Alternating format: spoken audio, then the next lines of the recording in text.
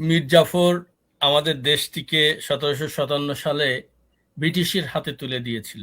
আর 2024 সালে আমাদের দেশটিকে সৌরশক্তির হাতে তুলে দিয়েছে এই পিশাচ ইনুস। শুধু তো একজন মীর জাফর নয়, এখানে মীর জাফরের সংখ্যা অনেক। শুধু একজনই খন্দকার মুশতাক নয়, এখানে মুশতাকের সংখ্যা অনেক।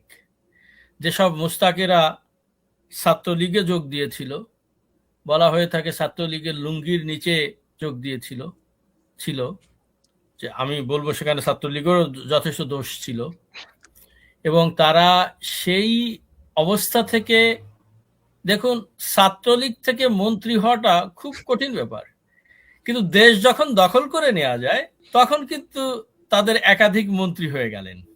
এবং অল্প সময়ের মধ্যে যারা খেতে পারতেন না, বলতেন নিজেরাই, খেতে না পারাটা দোষের কিছু নয় বলছি, মানে চটি পরে হাঁটতেন, আমিও ঢাকা শহরে চটি পরে হাঁটতাম, তাতে কোনো সমস্যা নেই। কিন্তু তারা যে 1 বছরের মধ্যে 1000 কোটি টাকার মালিক হয়ে গেলেন এবং খুব দম্ভের সাথে বললেন যে এগুলি আমাদের কষ্টের ইনকাম। আমি জানি না 1 বছরে 1000 কোটি টাকা বিল গেটসও ইনকাম করতে পারেন কিনা, কষ্টের ইনকাম। ফলত জুলাই আসলেই মনে পড়ে হত্যা, লুণ্ঠন, রাহাজানি, নারী নির্যাতন এবং মানুষকে ধোঁকা দেওয়া।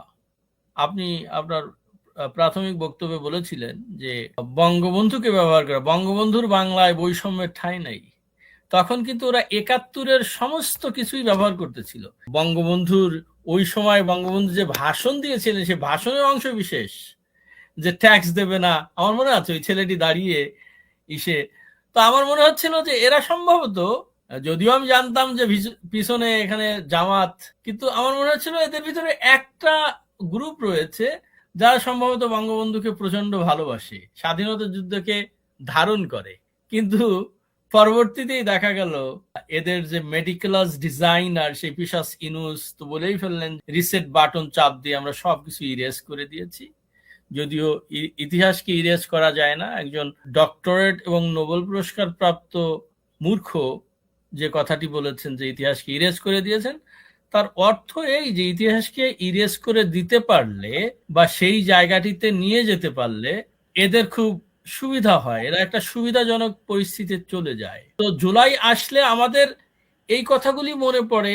পাকিস্তানকে পুনঃপ্রতিষ্ঠা দেওয়ার জন্য মুক্তিযুদ্ধকে অস্বীকার করা, 30 লক্ষকে অস্বীকার করা, এবং যে 2 লক্ষ মা বোনের সম্ভ্রমহানি হয়েছে সেটাকে অস্বীকার করা, ভাস্কর্যগুলি ভেঙে ফেলা, মুক্তিযুদ্ধের জাদুঘরগুলি ধ্বংস করে দেওয়া, আমাদের লাইব্রেরিগুলি ধ্বংস করে দেওয়া, মানে বাংলাদেশের প্রতিষ্ঠান তো সবকিছুই ধ্বংস হয়ে গেছে এক কথায়।